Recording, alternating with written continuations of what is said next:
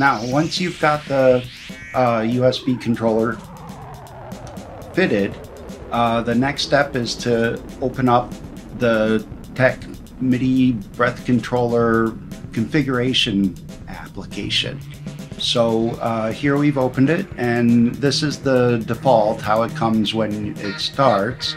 And what I've done is hooked up a simple little patch to make 1 cc at a time go through and run this filter. So let me just demonstrate. I've got it hooked up to respond to breath now. And this is bite.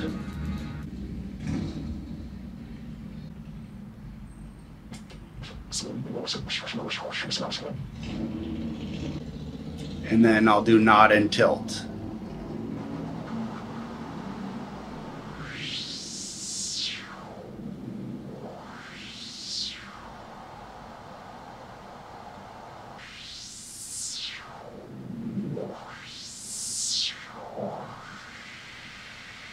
As you can see, the different axes of the controller end up giving us vastly different results. So when we did the breath, it sort of goes up in a line, but the bite controller was a lot snappier, a lot quicker to respond.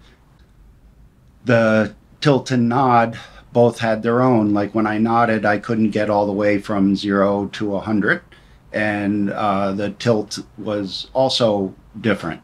So what we're going to go do is go through and adjust each of these, and we'll start with breath, and we'll adjust the settings here to change the curve. And you'll see there's actually 4 curves here, one for each axis of the controller. Let's start with the breath controller. So we're set to breath over here. You can see now when this comes in on the default, it's actually set for the breath controller to be MIDI CC1, the mod wheel, but I already used the mod wheel with something else on my guitar. So I set it to 2 and set bite, which used to be 2, to 3. So other than that, this is the default setup that you get when you open the app for the first time. So breath, let's look at what we can do here. So this is bending, and you can go either direction with that. And then symmetry changes whether the top or the bottom of the curve is emphasized. So you can get a curve this way, or slightly differently. You can get a straight line like that. So the way the graph is set up is that this is the sensor input. So the harder you blow, the further up the scale it will go, and the further to the right it'll go. So if it's a straight line, we'll set it back to the default. If it's a straight line, it's a slope of 1 to 1. So the little ball that you see here goes up at the same rate. So I've experimented with this, and I found for me, setting the symmetry like this gives me a better response, because what'll happen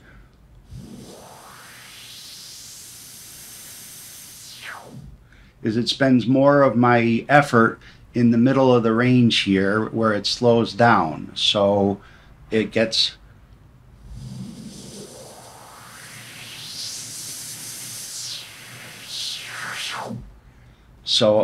whereas if I move it over the other direction, let's try that.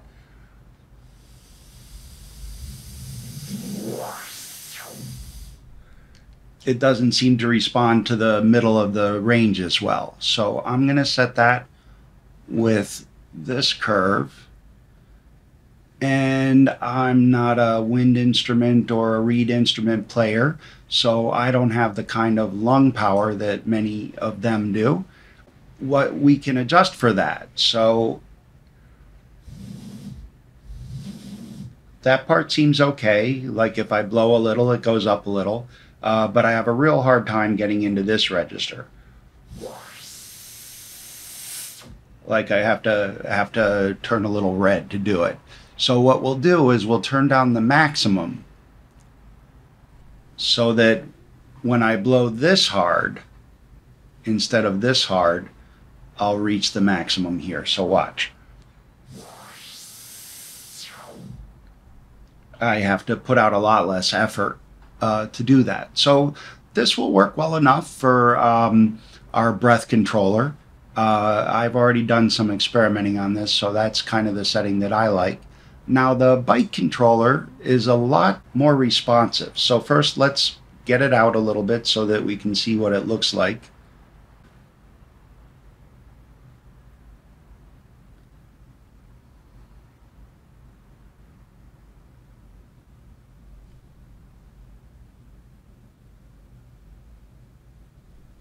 So it kind of immediately goes up to the top for me. So I'm going to reduce the maximum so that if I blow this far, it reaches the top. That's worse. Maybe it's the curve. We'll try it. Well, basically what we'll do is just experiment here. But let me get the CC so that we can see what's going on with our noise filter over here.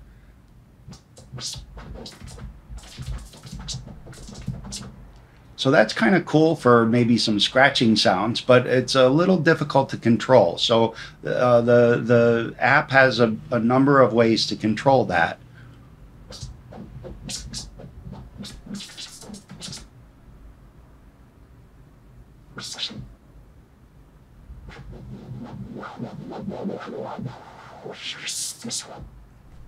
Okay, so that's a little better if I turn the minimum up so that it takes, like I have to bite a little harder to get started. It's very sensitive the other way, so that even if I put my teeth on it, it goes halfway up.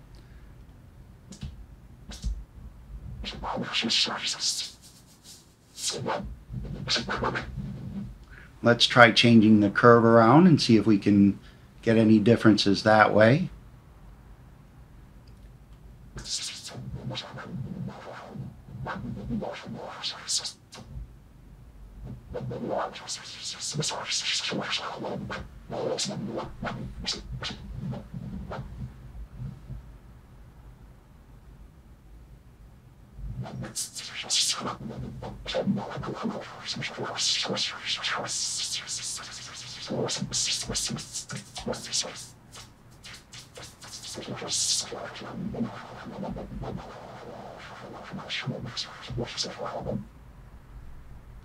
Okay, I'm kind of liking it with the other curve. I think I feel like I have a little more control over things.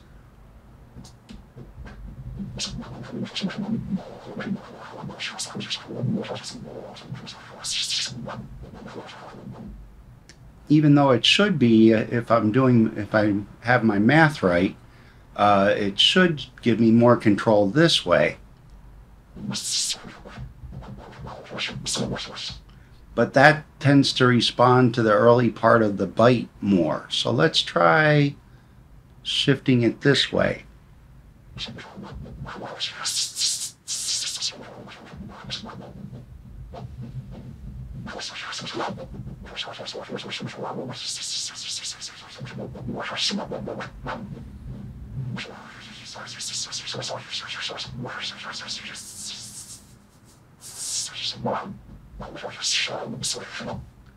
Now that's cool, and I might actually keep it that way, but I want to show you a couple of other things we can do here. So it has an envelope on it that'll make it less responsive. They give you two settings to control. So one is how fast it goes up, and the other is how fast it comes down. So that smooths it out quite a bit. So if we turn the attack up and the decay down, watch what happens. It takes a while to go up, but the release goes down instantly, so we can still get some of those whoop, whoop, whoop, whoop, scratching effects. But we can't get it as fast. So let's try turning the attack down and the decay up. So this will give sort of like trails.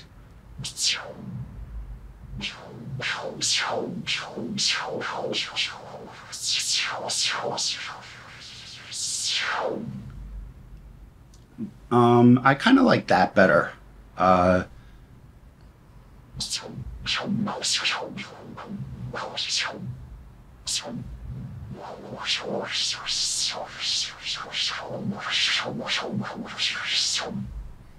So set in the middle like that, it kind of smooths everything out. So let's move on. Now, these are both unipolar, as we mentioned before. So when you take the pressure off, they go back to zero. So basically, you would use these for things that you want to come into play once in a while. So it's like momentary. So I would think something like a distortion or adding noise to a signal, things like that would be really good for these two, or the resonance control on a filter. So let's switch over to the nod, and that's going to be a little bit different because it's a bipolar filter.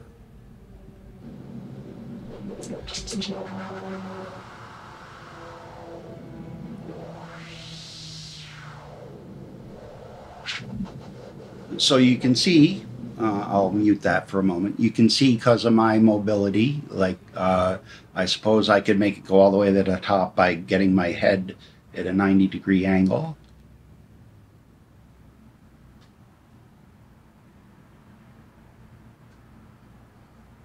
But I'd rather have a little bit less motion of my head cover more ground. So let's set that up. Now, the first thing with the bipolar things, nod and tilt, is that there's an extra button here, which is called Calibrate. And what Calibrate does is sets however your curve is, it will set the middle to wherever the curve is when you set it. So if we did it, say on this on the byte controller, if that had a calibrate, the middle would be right at this point. So we basically, it shows where on your line this middle horizontal axis is. So let's get, it's best to set that later rather than earlier, because when you move the curves around, it moves everything around. So let's first get our curves to cover the full range.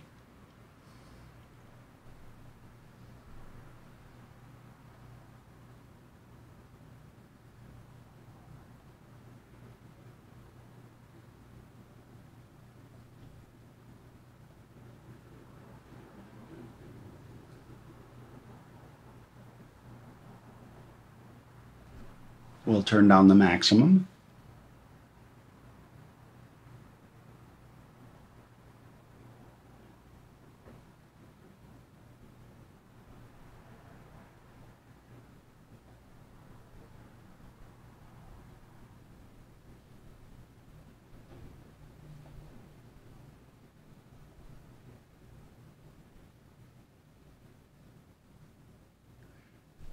And turn up the minimum.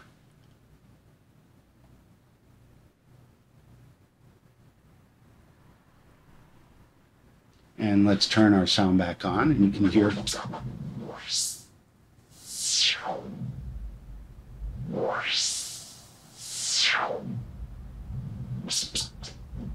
We've got the whole filter sweep there. So I'm kind of liking that shape of the curve.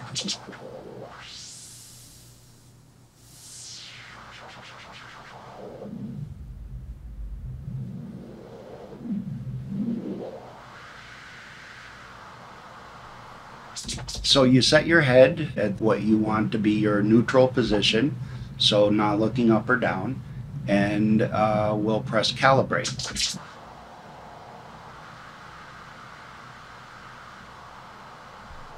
So you see now our neutral position is right here, which is pretty much where it was before, because we're still got things more or less centered.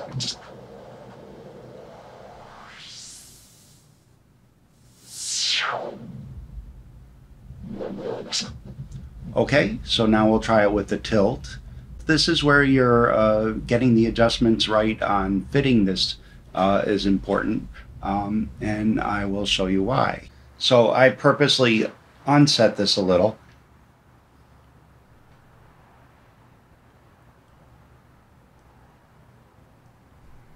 And you can see when I bite, it changes what the neutral position is. So that's why you want it to stick as much as you can.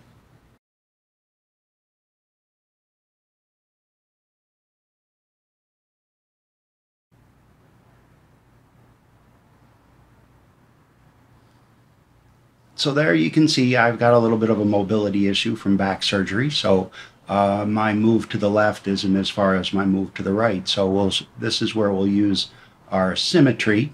So let's get our endpoints set up. So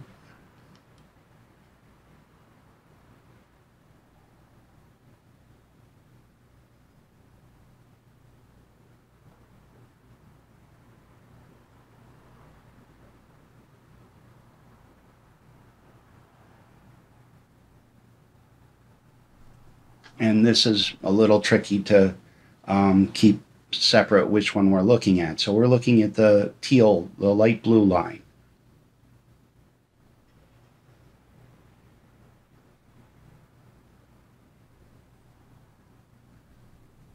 So we'll turn up the minimum.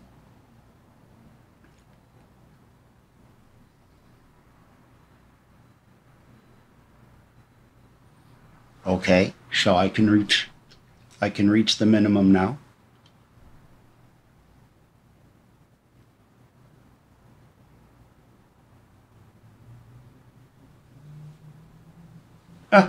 Not quite there on the maximum. So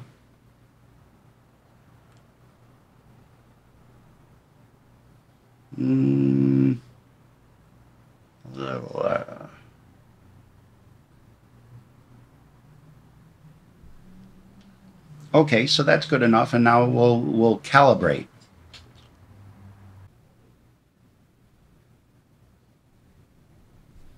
So you can see I have to do less travel from the center point on this blue line to get to the bottom.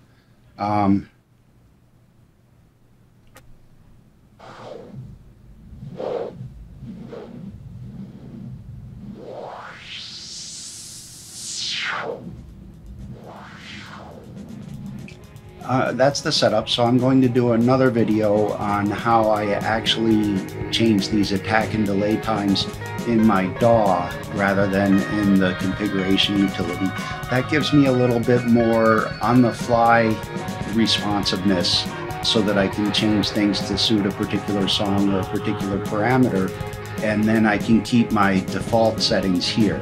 What I'm going to do, I'm going to load up my old default settings. I'm going to save this one first. Hit make this permanent. Now the reason you want to do make permanent is because anything you do, it'll keep until the next time you restart your computer, but when you restart your computer, it will go back to whatever you set make permanent as. So it's a good idea to, when you've got something that you want to keep, set make permanent, and also save your preset. So that gives you 2 backups. The last thing that we didn't really talk about is you can set your MIDI changes here. Also, the other thing here is that you get a little output that gives you some text messages about things you've done, so it's calibration and resetting and stuff like that. That is set up, so now we're ready to actually use it on a synthesizer. So I'll show you how to do that next.